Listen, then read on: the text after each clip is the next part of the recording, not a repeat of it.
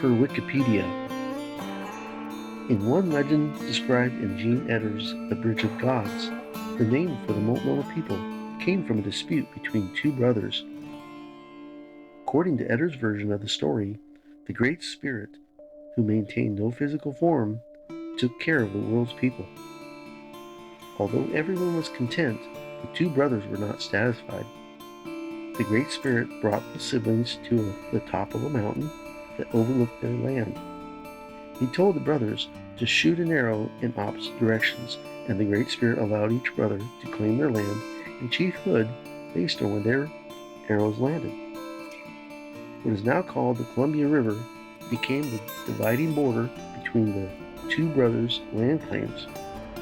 The first brother's arrow landed in the Willamette Valley, where he became Chief Multnomah of the Multnomah people. The second arrow landed north of the river in what is now modern-day Klickitat County, where he became chief of the Klickitat people. Tribes along the Columbia River celebrated the marriage of the chief's daughter to a neighboring tribe.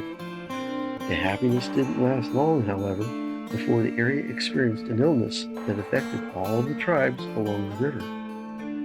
The medicine man claimed the Great Spirit told him all of the tribe would die unless the spirit received a sacrifice of the chief's daughter's life. The chief wouldn't allow it, but when the daughter saw the sickness affected her loved ones, she willingly left in the middle of the night to go to the top of the cliff overlooking the Columbia River. She threw herself off the cliff. When the chief found his daughter's body, he prayed to the Great Spirit for a sign that her spirit was well. Water began pouring from the cliff and became known as Multnomah Falls.